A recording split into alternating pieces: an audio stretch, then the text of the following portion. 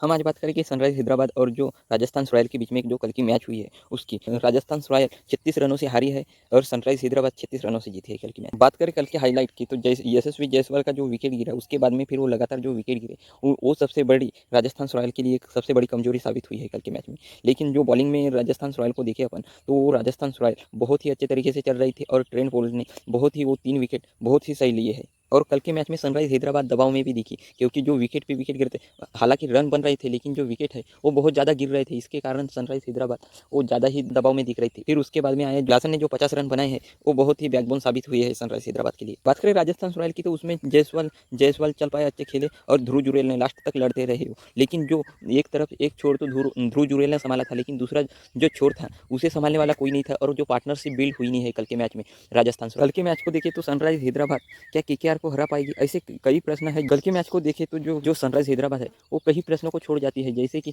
क्या केकेआर के सामने सनराइज़ हैदराबाद टिक पाएंगी या सनराइज़ हैदराबाद अपने लगातार अपनी जीत दर्ज कर पाएंगी। क्योंकि जो केकेआर हारी थी वो बहुत ही बैकबोन साबित हो सकती है और अपना स्टेमिना बिल्ड कर सकती है केकेआर, लेकिन वो क्या चल पाएंगा सनराइज़ हैदराबाद के द्वारा, ये ऐसे कई सवाल है जो अभी घेरे में है। बात करें कल के मैच की तो कल के मैच में जो राजस्थान रॉयल है उसकी तो बॉलिंग लाइन बहुत ही अच्छी दिखाई पड़ रही थी, लेकिन जो बैटिंग लाइन है वो बहुत ही कल की भद्दा और बहुत ही बेकार कल हुई है। जो कल बैट्समैन देखे राजस्थान रॉयल के, ना कॉडमोर चल पाए, ना संजू सैमसन चल पाए, ना रिहान पराग चल पाए, जुरेल ने की खेला और हिटमायर ना चल पाए, ऐसे बहुत बोले तो खिलाड़ी कल चल नहीं पाए। और राजस्थान रॉयल की वही सबसे बड़ी कमजोरी रही कि उन्होंने कल के मैच में ऐसा ज़्यादा बल्लेबाजी में प्रदर्शन नहीं दिखाया। हालांकि जो बॉलिंग लाइन है उसमें बहुत ही अच्छा खेला है कल के मैच में। बात करें कल के बल्लेबाजों की तो सनराइज़ हैदराबाद ने 175 पे 9 विकेट गिरे थे और उसमें देखे तो ट्रेविस हेड ने 28 बॉलों में 34 रन बनाए और 3 चौके लगाए, 1 सिक्स लगाया और उनका स्ट्राइक रेट देखे तो 121 का उनका स्ट्राइक रेट है कल के मैच। ट्रेविस हेड की बल्लेबाजी में ऐसा ताबड़तोड़ बल्लेबाजी और धुआंधार बल्लेबाजी कल देखने को नहीं मिली, जैसे कि वो पहले खेलते आ रहे थे। बोले तो वो कल का क्वार्टर सेमीफाइनल का दबाव भी बोल सकते हैं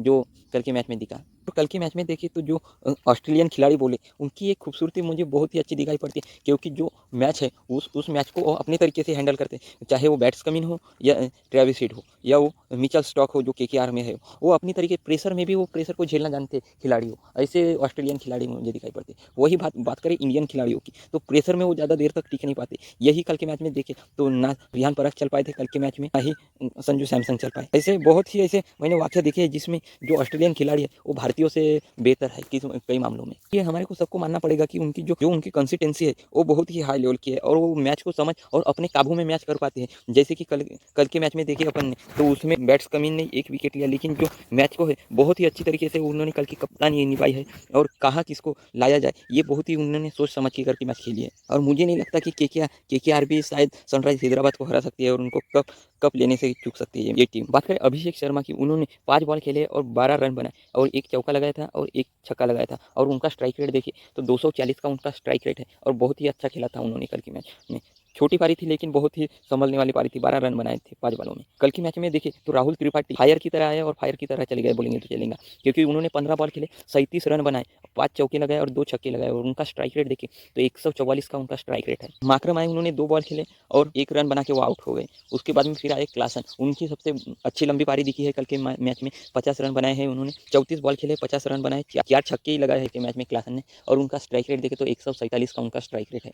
वो बहुत ही अच्छा खेले कल के मैच में और यही जो 50 रन है यही वो सनराइज़ हैदराबाद के लिए साबित हुई अच्छे। कुमार रेड्डी ने 10 बॉल खेले, 5 रन बनाए हैं और आउट हो गए और सहमद 1 बॉल खेली और 0 पे ही आउट हो गए। उसके बाद में आए फिर अहमद, तो उन्होंने 18 बॉल खेले, 18 रन बनाए, 1 सिक्स लगाया है उनका और उनका स्ट्राइक रेट देखिए तो 100 का उनका स्ट्राइक रेट है। बात करें कप्तान की, सनराइज़ हैदराबाद के जो कप्तान है वो आए तो उन्होंने 5 बॉल खेले, 5 रन बनाए, 1 चौका लगाया और उनका स्ट्राइक रेट देखिए तो 100 का उनका स्ट्राइक रेट है। उसके बाद में आए उत्कंठा, तो उन्होंने 2 बॉल खेले, 5 रन बनाए, 1 चौका मारा और उनका स्ट्राइक रेट देखे तो 250 का उनका स्ट्राइक रेट है। बात करें राजस्थान रॉयल की तो उसमें ट्रेंट बोल्ट ने 4 ओवर डाले हैं, 45 रन दिए हैं और 3 विकेट निकाले और उनकी इकोनॉमी देखे तो 11 की उनकी इकोनॉमी है। बाद में रविचंद्र अश्विन आए, उन्होंने 4 ओवर डाले, 43 रन दिए हैं, उनकी इकोनॉमी देखे तो 10.7 की उनकी इकोनॉमी दिखाई पड़ती है। उसके बाद में आते हैं संदीप शर्मा, उन्होंने 4 ओवर डाले और 25 रन दिए हैं और 2 विकेट निकाले हैं और उनकी इकोनॉमी देखिए 6 पॉइंट कुछ की उनकी इकोनॉमी दिखाई पड़ती है। बहुत ही कम रन दिए हैं और बहुत ही अच्छा उन्होंने की है और 2 विकेट निकाले, वो भी बहुत बहुमूल्य विकेट थे कल के मैच में। शायद कभी वो विकेट नहीं होते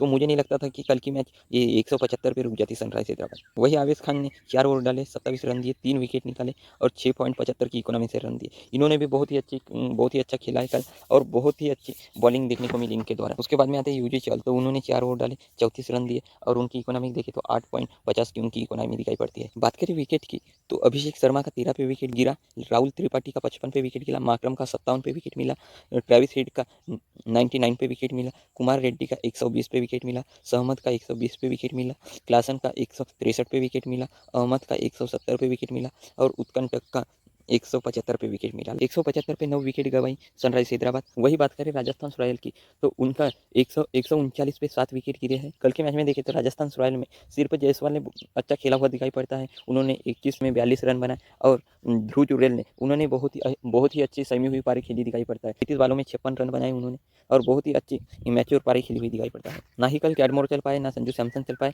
ना ही रिहान पराग चल पाए कल के मैच में और ना ही हिटमायर चल पाए। यही एक सबसे बड़ा कारण था कि कल की मैच हारी है। एक भी बैट्समैन बराबर चल नहीं पाए, ध्रुव जुरेल को छोड़ दे और जायसवाल को छोड़ दे। तो बात करें राजस्थान रॉयल के बैट्समैनों की तो उसमें जायसवाल ने 21 बालों में 42 रन बनाए, 4 चौके लगाए और 3 सिक्स लगाए और उनका स्ट्राइक रेट देखिए तो 200 का उनका स्ट्राइक रेट है। फिर उसके बाद में कैडमोर तो उन्होंने 16 बाल खेले, 10 रन बनाए थे, 1 चौका लगाया था और उनका स्ट्राइक रेट देखे तो 63 का उनका स्ट्राइक रेट दिखाई पड़ता है कल के। उसके बाद में आते हैं संजू सैमसन, उन्होंने 11 बॉल खेले, 10 रन बनाए और 1 चौका लगाया और उनका स्ट्राइक रेट देखो तो 91 का उनका स्ट्राइक रेट दिखाई पड़ता है। उसके बाद में आते हैं रियान पराग, उन्होंने 10 बॉल खेले हैं और 6 रन बनाए हैं और उनका स्ट्राइक रेट देखे तो 60 के आसपास का उनका स्ट्राइक रेट है। कल ये भी नहीं चल पाए, धुआंधार बैटिंग कर नाम से जाने जाते हैं लेकिन कल चल नहीं पाई। उसके बाद में आते हैं ध्रुव जुरेल, तो उन्होंने 35 बॉल खेले और 56 रन बनाए, 7 चौके लगाए और 2 सिक्स लगाए हैं। उनका स्ट्राइक रेट देखिए तो 160 का उनका स्ट्राइक रेट है। उसके बाद में आते हैं रविचंद्र अश्विन, उन्होंने 3 बॉल खेले और 0 पे ही आउट होकर चले गए। उसके बाद में आते हैं हिटमायर, तो उन्होंने 10 बॉल खेले, 4 रन बनाए हैं और उनका स्ट्राइक रेट देखे तो 40 का उनका स्ट्राइक रेट है। उसके बाद में आते हैं पोरेल, तो उन्होंने 12 बॉल खेले, 6 रन बनाए और उनका स्ट्राइक रेट देखे तो 50 का है।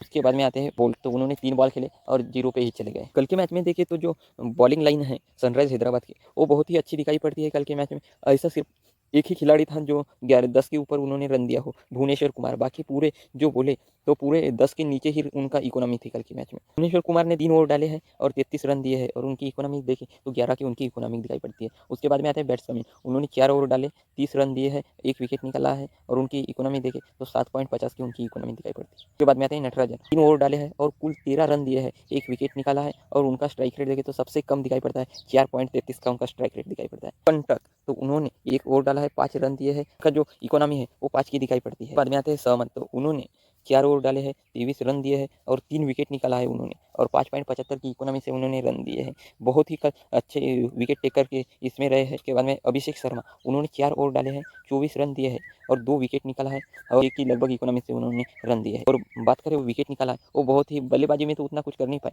लेकिन बॉलिंग में उन्होंने कल के मैच में बहुत ही अच्छा खेला है। उसके बाद में आते हैं माकरम, तो उन्होंने 1 ओवर डाला है, 10 रन दिए हैं, 10 की इकोनॉमी से रन रेट दिया है। बात करें विकेट की जो सनराइज हैदराबाद को मिली, वडमोर का जो विकेट है वो 24 पे मिला, जायसवाल का 65 पे विकेट मिला, संजू सैमसन का 67 पे विकेट मिला और उसके बाद रिहान पराग का 79 पे विकेट गिरा, रविचंद्र अश्विन का 79 पे ही विकेट गिरा, हिटमायर का 92 पे विकेट गिरा और पोरेल का 124 पे विकेट गिरा। आपको क्या लगता है कि सनराइज हैदराबाद इस साल का जो ट्रॉफी है वो उठा सकती है? कमेंट करके बताइएगा और लाइक और सब्सक्राइब जरूर कीजिएगा। धन्यवाद।